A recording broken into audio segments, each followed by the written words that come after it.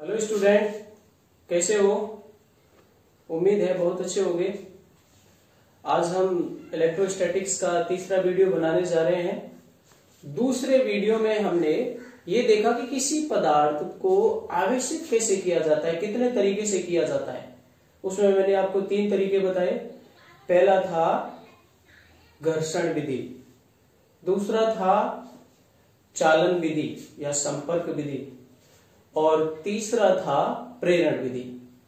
तो मोस्टली हम उसमें एक चीज को नोट करेंगे, और वो चीज नोट करने वाली क्या है कि सिर्फ और सिर्फ किसी पदार्थ पर जो आवेश आता है ना, वो सिर्फ इलेक्ट्रॉन के स्थानांतरण के कारण आता है।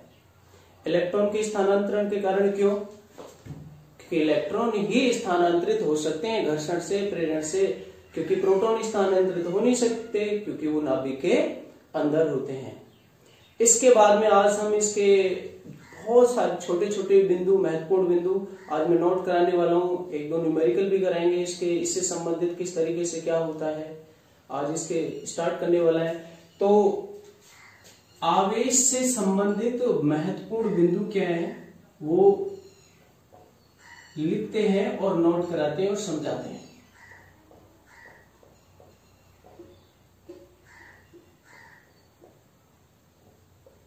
ठीक है, सबसे पहला क्या है कि किसी पदार्थ पर जो आवेश आएगा केवल और केवल इलेक्ट्रॉनों के स्थानांतरण के कारण होता है। तो पहला पॉइंट हमारा यही है कि किसी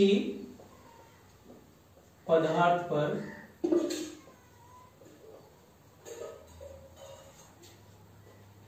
आवेश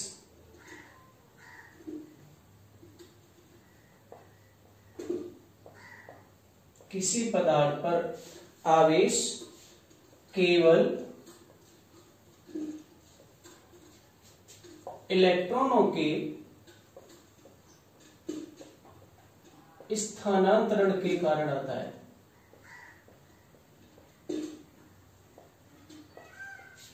स्थानांतरण के कारण आता है।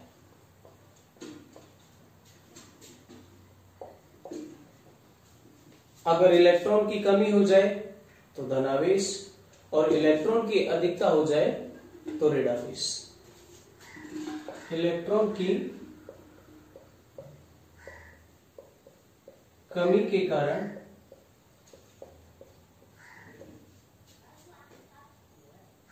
कैसा आवेश आएगा? धनावेश, पॉजिटिव चार्ज, संकेत प्लस का चिन्ह, ये गणितीय संकेत लेते हैं, इसमें मैथमेटिकली संकेत लेते हैं।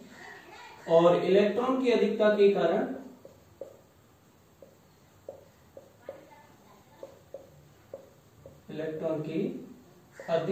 कारण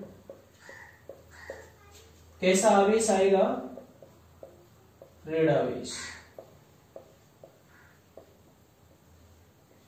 नेगेटिव चार्ज। प्रोटॉन के स्थानांतरण से बिल्कुल नहीं होगा, इस चीज का ध्यान रखना, क्योंकि प्रोटॉन नाभिक के अंदर होते हैं और न्यूट्रॉन पर कोई आवेश होता नहीं है, हमने अच्छे तरीके से पढ़ा था। ये पॉइंट आप नोट कर लो। सेकंड पॉइंट है बहुत ही इंपॉर्टेंट, कि जब किसी पदार्थ को आवेशित किया जाता है, जब किसी पदार्थ को आवेशित किया जाता है या उस पर आवेश आता है, तो क्या उसका द्रव्यमान बदल जाता है?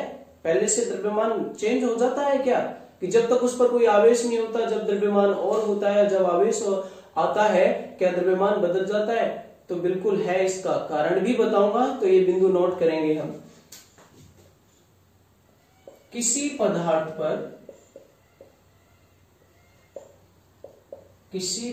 पर आवेश आने से या आवेशित करने से, किसी पदार्थ पर आवेश आने से उसका द्रव्यमान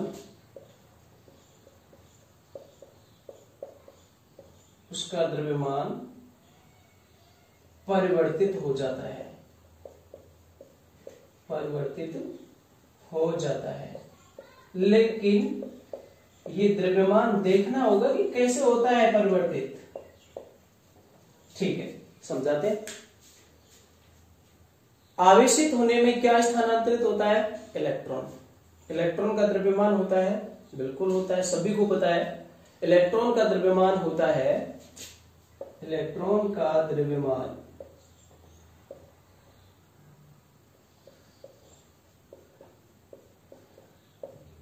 M E means electron, M means द्रव्यमान, मास। 9.1 गुणा 10 की घात -31 केजी। बहुत सूक्ष्म होता है। 10 की घात -31 का मतलब है नीचे बटे में ले जाएंगे तो 10 की घात +31 और उसका भाग देंगे तो कितना आएगा? 0.0000 करके। बहुत सूक्ष्म। तो ये जो परिवर्तन होता है ना, बहुत सूक्ष्म होता है, तो हम यह लिख सकते हैं सूक्ष्म परिवर्तन।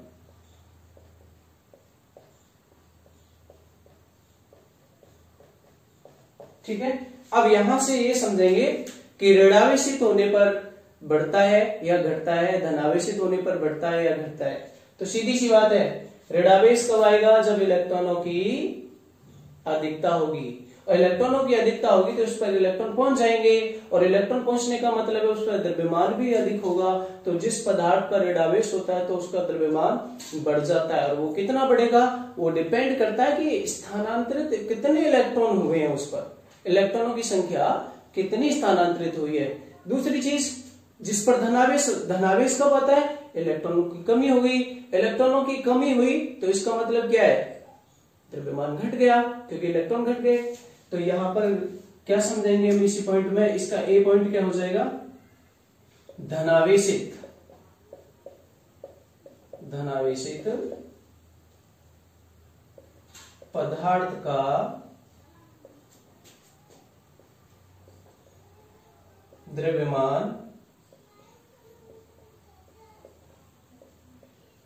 घट जाता है।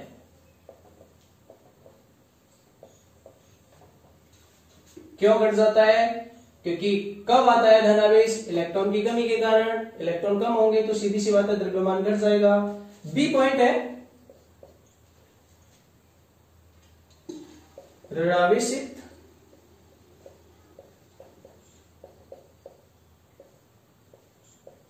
पदार्थ का द्रव्यमान बढ़ जाता है।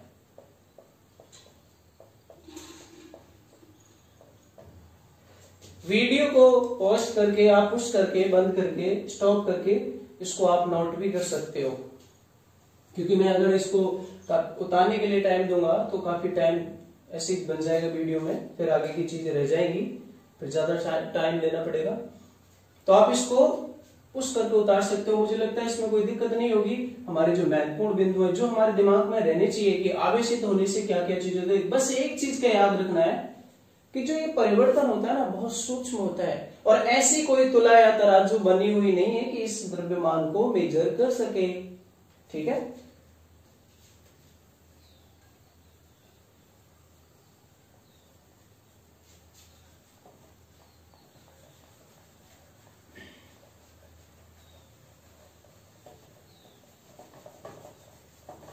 अब अपना महत्वपूर्ण बिंदु, इसका महत्वपूर्ण बिंदु नेक्स्ट करने से पहले मैं आपको बताता हूं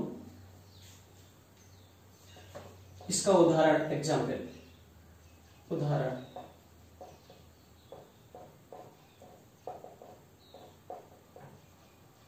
जैसे मैं ये कहता हूं कि किसी पदार्थ पर, किसी ऋणावेशित पदार्थ पर 10 इलेक्ट्रॉन अतिरिक्त आ गए हैं तो उसके द्रव्यमान में कितनी वृद्धि हो गई। क्वेश्चन क्या है इसका? न्यूमेरिकल क्या है? किसी ऋणावेशित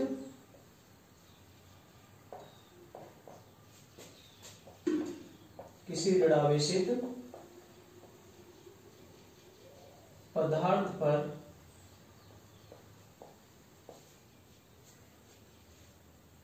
10 इलेक्ट्रॉन स्थानांतरित होते हैं।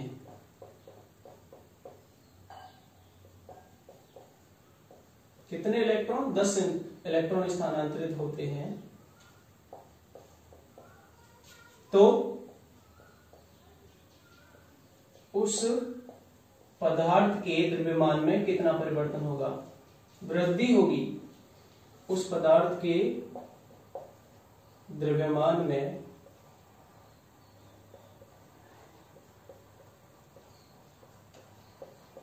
कितना परिवर्तन होगा।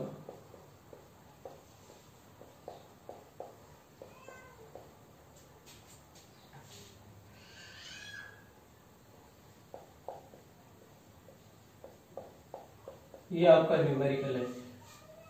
एक चीज ध्यान रखिए, मैं आगे बताऊंगा पर जब बहुत सारे न्यूमेरिकल सॉल्व कराऊंगा कि न्यूमेरिकल सॉल्व करते समय उससे संबंधित फॉर्मूला याद होना चाहिए। उस फॉर्मूले में जितनी भी चीजें आती हैं उनका अर्थ समझ में आना चाहिए और वो उसमें पूछ क्या रहा है और दिया क्या है उसमें, उसके अनुसार हमें न्यूमेरिकल सॉल्व करना होता है। तो इसका सॉल्यूशन किस तरीके से होगा, बहुत सरल है। ये मुझे लगता है लगभग सभी के समझ में आ गया होगा, सबने न्यूमेरिकल दिमाग में सॉल्व भी कर लिया होगा, आंसर भी पता लग गया होगा। देखिए, एक इलेक्ट्रॉन का द्रव्यमान क्या होता है ये आपको दिया होगा। क्या दिया हुआ है, इलेक्ट्रॉन का द्रव्यमान, एक इलेक्ट्रॉन का द्रव्यमान 9.1 इंटू 10⁻³ kg ये होता है। तो सीधी सी बात है, क्या दिया हुआ है आपको, इलेक्ट्रॉनों की संख्या, इलेक्ट्रॉनों की संख्या, और इलेक्ट्रॉनों की संख्या कितनी दी है आपको, 10। एक इलेक्ट्रॉन का द्रव्यमान कितना हो गया, 9.1 इंटू 10⁻³ kg। 2 का कितना होगा, 2 इंटू इतना, 3 का 3 इंटू इतना, तो 10 का 10 इलेक्ट्रॉन का द्रव्यमान कितना हो गया, is equal to 10 into 9.1 into 10⁻³ kg। और इसको आप बड़े आसानी से सरल कर सकते हैं। 10 की घात कितनी है, +1, और ये कितनी है, -31, तो कितनी बची, 9.1 इंटू 10⁻³ kg। यानी कि इतना द्रव्यमान उसका बढ़ गया, परिवर्तित हो गया पहले से मूल द्रव्यमान से, जब तक वो आवेशित नहीं था। ठीक है। अच्छा, इसका उल्टा करके ये पूछ सकता है, क्या दे दे इस बार, क्या दे दे आपको, ये कह दे कि किसी पदार्थ पर, किसी ऋणावेशित पदार्थ पर इतना द्रव्यमान बढ़ गया है या इतने द्रव्यमान में वृद्धि हो गई है तो कितने इलेक्ट्रॉनों का स्थानांतरण हुआ। बताता हूं मैं, या कैसे पूछ सकता है, न्यूमेरिकल कैसे बनेगा। उदाहरण नंबर सेकंड कर सकते हैं, एग्जाम्पल नंबर सेकंड। यदि किसी पदार्थ के द्रव्यमान में 9.1 इंटू 10⁻³ निकाला हमने, केजी की वृद्धि हुई या वृद्धि होती है, तो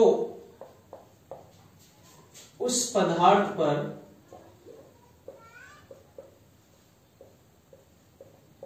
कितने इलेक्ट्रॉन स्थानांतरित होंगे। Question mark. तो बहुत सरल है। और इलेक्ट्रॉन का द्रव्यमान जाते हो, एक इलेक्ट्रॉन का द्रव्यमान कितना दिया हुआ है, 9.1 इंटू 10⁻³ kg। बहुत सरल है ये। सबसे पहले इस बार हमें क्या देखना पड़ेगा, जो सॉल्यूशन करते हैं कि जो चीज हमको गिवन है, जो दी हुई है, सबसे पहले उसको नोट करेंगे। तो दिया गया द्रव्यमान कितना है, ये दिया गया द्रव्यमान ये 9.1 इंटू 10⁻³ kg। एक इलेक्ट्रॉन का द्रव्यमान दिया हुआ है तो इलेक्ट्रॉनों की संख्या ज्ञात करनी है। तो बहुत आसानी से, किस तरीके से, इलेक्ट्रॉनों की संख्या इज इक्वल टू कुल द्रव्यमान, सॉरी कुल नहीं, जो आपको द्रव्यमान दिया हुआ है, वैसे कुल इसको हम बोल सकते हैं, लेकिन यहां पे लिखेंगे दिया द्रव्यमान। या वृद्धि, द्रव्यमान में वृद्धि, इसे भी लिख सकते हैं। द्रव्यमान में परिवर्तन, परिवर्तन क्यों बोल रहा हूं, कमी भी हो सकती है, वृद्धि भी हो सकती है। द्रव्यमान में वृद्धि बटे एक इलेक्ट्रॉन का द्रव्यमान। तो इससे पहले न्यूमेरिकल में हमने देखे कितने इलेक्ट्रॉन आए, 10। तो इसको भी सॉल्व करके कितने आने चाहिए, 10। एक इलेक्ट्रॉन का द्रव्यमान, सॉल्व करें हम इसको, द्रव्यमान में वृद्धि कितनी है, 9.1 इंटू 10 की पावर -30 kg अपॉन एक इलेक्ट्रॉन का द्रव्यमान कितना है, 9.1 इंटू 10 की पावर -31 kg। यूनिट्स केजी से केजी कैंसिल, ये इससे एक बार कैंसिल हुआ, 1 बचा। तो नेक्स्ट में कितना बचा, 10 की पावर -30। ये नीचे पावर माइनस में ऊपर जाएगी तो प्लस में हो जाएगी, तो इंटू 10 की पावर +31। जब इसको सॉल्व करेंगे तो 10 की पावर 1 यानी कि 10 इलेक्ट्रॉन। तो इलेक्ट्रॉनों की संख्या कितनी हो गई, 10। हम इसको नोट भी कर सकते हैं। तो ये महत्वपूर्ण बिंदु था आज का बहुत ही, इसको हम उतार सकते हैं, समझ सकते हैं, और ये खुद इसको सॉल्व भी करोगे। इसके बाद में जब ये आवेश वाला एक टॉपिक और है, आवेश के गुणधर्म, उसको कंप्लीट करने के बाद में मैं आपको छोटे छोटे क्वेश्चन भी दूंगा, न्यूमेरिकल भी दूंगा, वो आपको सॉल्व करेंगे। वो मैं एक पेज पे लिख के सेंड कर दूंगा।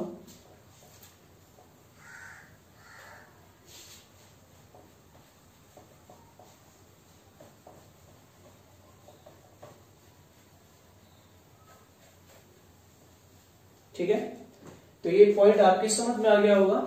नेक्स्ट पॉइंट, वो भी बहुत इंपॉर्टेंट है। क्या है वो,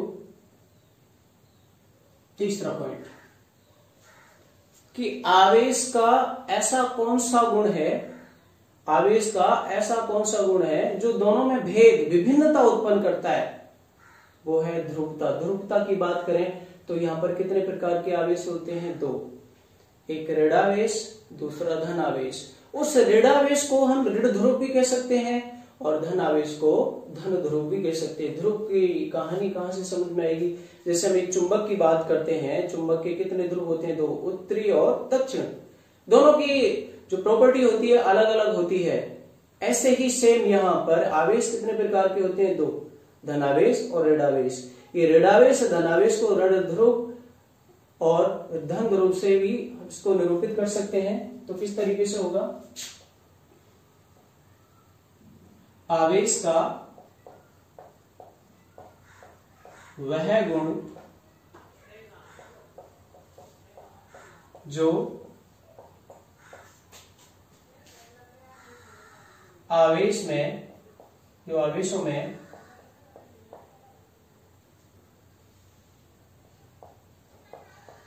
भिन्नता, जिसे हम भेद कहते हैं, अंतर प्रकट करता है, भिन्नता बताता है, उसे ध्रुवता कहते हैं।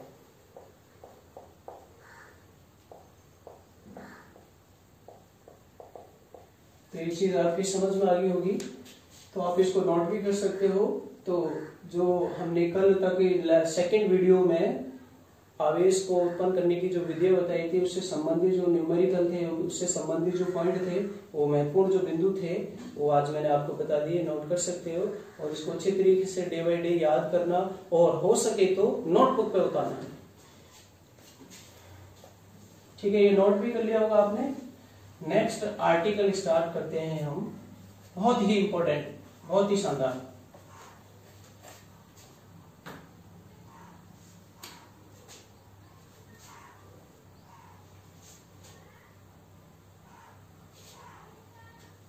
आवेशों के गुणधर्म।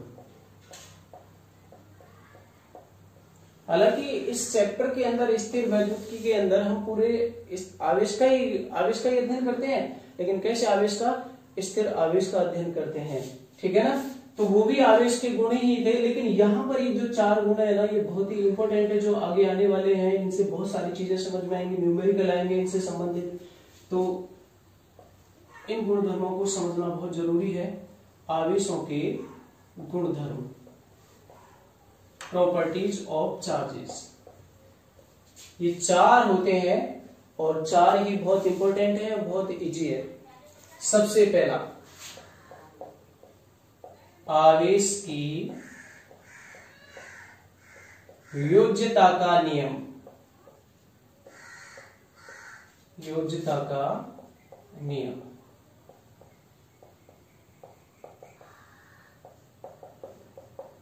देखिए, योज्यता का मतलब होता है जोड़ना। अब आवेश, कोई एक आवेश तो होता नहीं, बहुत सारे आवेश हो, उनको जोड़ना हो तो किस तरीके से जोड़े, क्या चीज है। तो हमने पढ़ा था कि आवेश कैसी राशि है, आवेश एक अदिश राशि होती है, और अदिश राशि के लिए जोड़ने के लिए क्या करते हैं, किसी भी दिशा की आवश्यकता नहीं होती, सीधा बीजगणितीय रूप से जोड़ देते हैं। तो पहला नियम तो यही है कि जब किसी एक निकाय में बहुत सारे आवेश उत्पन्न होते हैं तो उसका कुल आवेश निकालना होता है। तो कुल आवेश उन आवेशों के बीजगणितीय योग के बराबर होता है, चाहे वो प्लस के हैं चाहे वो माइनस के हैं। मैं यहाँ पे समझाता हूं, फिर परिभाषा लिखूंगा। जैसे एक आवेश निकाय है, आवेश का संकेत क्या होता है, कैपिटल क्यू या स्मॉल क्यू। जैसे मैंने इसके अंदर लिखा +2q, क्योंकि आवेश कितने प्रकार के होते हैं, 2। प्रकृति कितने प्रकार की होती है, 2। +2q, -q, +3q, -5q। आप इसके अंदर कितने आवेश हैं, 4। तो इसका कुल आवेश किस तरीके से निकालेंगे, निकाय का कुल आवेश,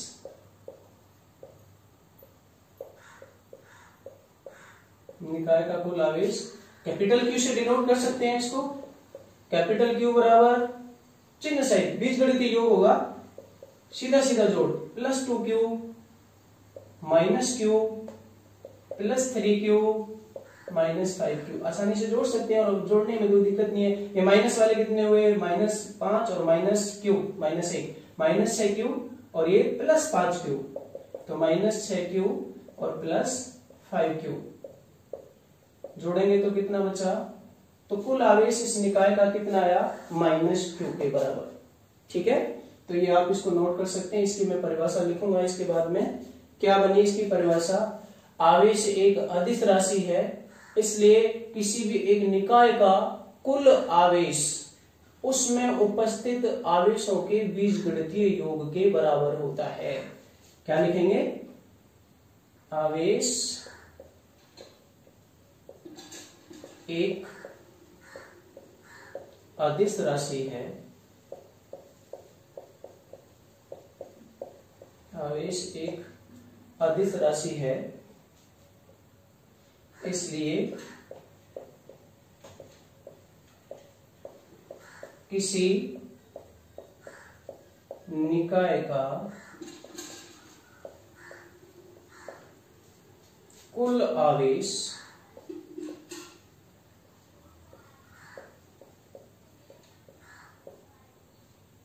उसमें उपस्थित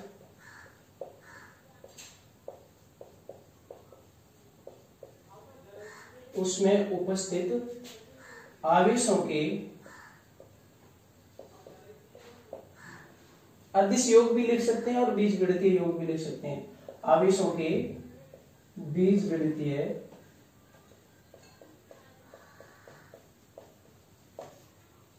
योग के बराबर होता है। ठीक है, ये हमारा क्या है, निकाय सिस्टम। ये आप नोट कर सकते हैं, उतार सकते हैं इसको।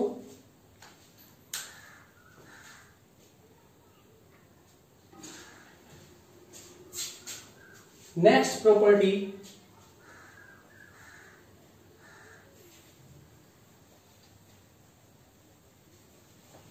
Second number property.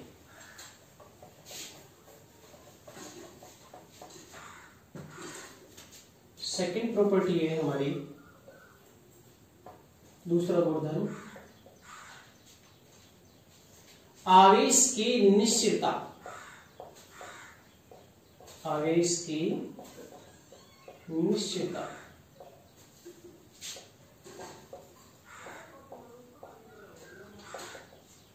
आवेश की निश्चितता, ये शब्द जो निश्चितता सुनाई दिखाई दे रहा है ना आपको, जो सुन रहे हो आप, इसका मीनिंग होता है स्थिरता, नियत। नियत का मतलब जो बदले नहीं। तो आवेश की निश्चितता का मतलब क्या होता है कि जब आवेश चाहे तो वो स्थिर अवस्था में हो, चाहे आवेश गतिमान अवस्था में हो, लेकिन उसके ऊपर जो आवेश का मान है वो नहीं बदलता। यानी कि जो स्थिर आवेश का मान होता है वही गतिमान आवेश का मान होता है। जैसे मैं एक बात कहने लगता हूं कि एक इलेक्ट्रॉन का जो आवेश होता है वो कितना होता है, ऋणावेश होता है 1.6 गुणा 10⁻⁻⁹ कूलम। ठीक है, अगर वो स्थिर अवस्था में तब भी उसकी वैल्यू इतनी है, अगर वो चलने लगे, गतिमान अगर होने लगे तब भी उसकी इतनी वैल्यू रहेगी। तो निश्चितता का मतलब जो ना बदले, गति अवस्था में भी वही रहे और स्थिर अवस्था में भी वही रहे। इस चीज का ध्यान रखना अच्छे तरीके से। तो आवेश की निश्चितता का मतलब क्या है, आवेश का मान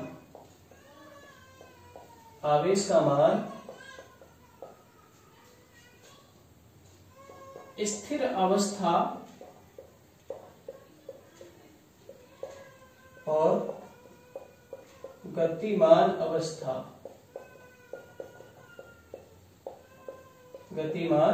अवस्था दोनों में ही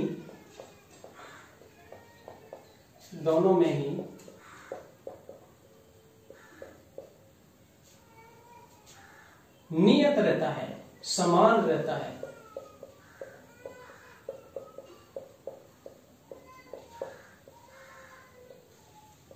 और कैसे समझेंगे, एक परमाणु पदार्थ है, चाहे वो स्थिर अवस्था में हो तब भी उसका आवेश उतना होगा, चाहे वो गति करने लगे तब भी आवेश उसका उतना ही होगा। तो कैसे लिखेंगे इसको, क्यू रेस्ट का मतलब स्थिर, क्यू का मतलब आवेश बराबर क्यू गतिमान। तो ये चीज आपकी समझ में आ गई। तो कितनी प्रॉपर्टी हो गई, 2।